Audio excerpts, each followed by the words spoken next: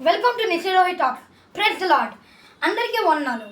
ఈరోజు మీకు ఒక చిన్న వాక్యం చెప్పబోతున్నాను. దావీదు చిన్నప్పుడు మంచిగా ప్రార్థించట, మంచిగా వాక్యం చదువుతా యేసయ్య భయభక్తుల్లో పెరిగాడు.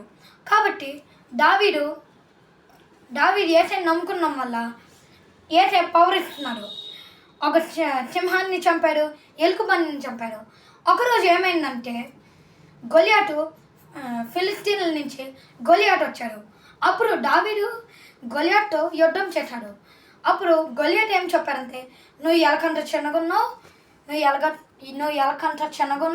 నువ్వు నన్ను ఒక్క ఏళ్ళతోనే నిన్ను పరేస్తాను అని చెప్తే దావీదు చెప్పారు, యెహోవా నా కాపరి, నాకులేమి కలగదు అని చెప్పారు.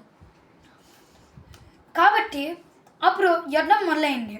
అప్పుడు దావీదు యేసయ్యని నమ్ముకోవడం వల్ల యేసయ్య ఎంత పవర్ ఇచ్చారంటే ఒక్క రాయితోనే దావీదు గొలియాతుని చంపేశాడు.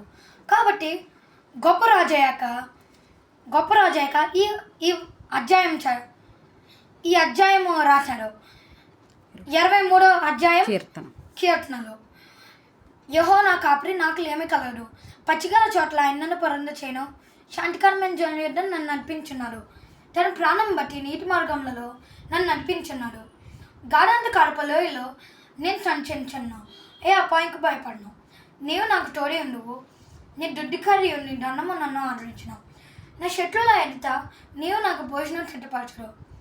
నూనెతో నా తల అంటున్నావు, నా గిన్నె నిండు పొల్లుచున్నది. నేను బ్రతుకు దినములను కృపాక్షేమే నా వెంట వచ్చును. చిరకాలము యెహోవా మందిరంలో నేను నివాసం చేయను. ఇలానే మీరు కూడా చదవండి. ఇంకా ఆ వాక్యం ద్వారానే జీవించండి, యేసయ్యని నమ్ముకోండి. అప్పుడు మీరు కూడా దావీదులా